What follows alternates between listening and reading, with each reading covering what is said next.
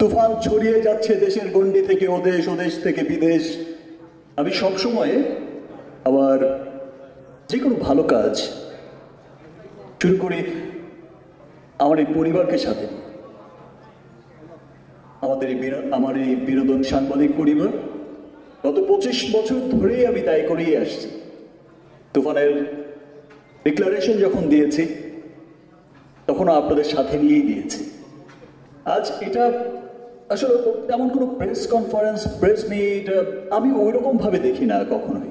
এটা দেখি যে অনেকদিন পর পর আমাদের একসাথে দেখা হয়, আমরা একই পরিবারের মানুষ, আমরা চলচ্চিত্র পরিবার, আমরা বিনোদন কর্মী, প্রযোজক, পরিচালক, শিল্পী, কলাকুশলী এবং বিনোদন সাংবাদিক। আমরা সকলেই কিন্তু একটা পরিবারের মানুষ।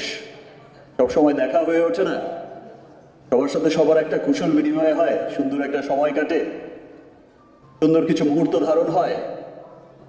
এই সময়টাকে, এই বিষয়টাকেই আমি খুব এনজয় করি এবং প্রাধান্য দিই।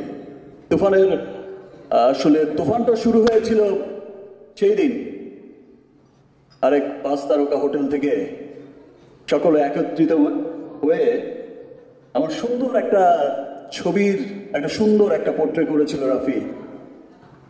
সেই সময় থেকেই যে মানুষের মনে একটা তুফান উঠেছে, সে তুফান কিন্তু যত দিন যাচ্ছে সেই তুফানের গতি কিন্তু বেড়েই যাচ্ছে।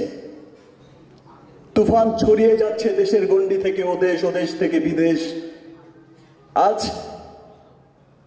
সত্যি আমি খুব প্রাউড ফিল করি। আমি রাফিকে নিয়ে অনেক গর্বিত। আমার কাছে মনে হয়েছে খুব অহংকার ফিল করেছে আমি যখন দেখেছি যে রাফি এসে একটা সুন্দর গ্রাফসের মধ্য দিয়ে তার এই চমৎকার টিমকে নিয়ে। সম্ভবত কি হয় আপনারা সকলেই জানেন যে আমরা যখন রাফি তো ইন্ডিয়াতে হচ্ছে না, এটা ওর প্রথম সিনেমা, ডিরেক্টর হিসেবে প্রথম কাজ।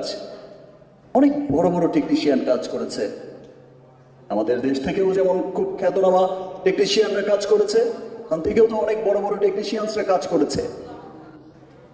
অনেক বড় বড় প্রযোজনা সংস্থা, বড় বড় শিল্পী, সবকিছু বড় বড় সমন্বয়ে কিন্তু হয়েছে তুফান। তো তখন আমি যখন দেখেছি ওর শর্ট ডিজাইন দেখে,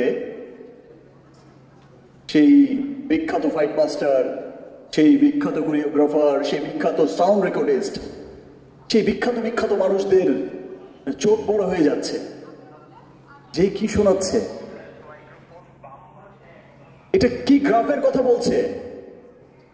100 একটা ফাইট 4 মিনিটের, এটা কিভাবে সম্ভব? এবং সেটা যখন আপনারা সিনেমা হলে সবাই দেখবে তখন সত্যি আসলে সবার খুব গর্ব লাগবে। তো তখন থেকেই আমি আসলে রাফিকে নিয়ে খুবই গর্বিত।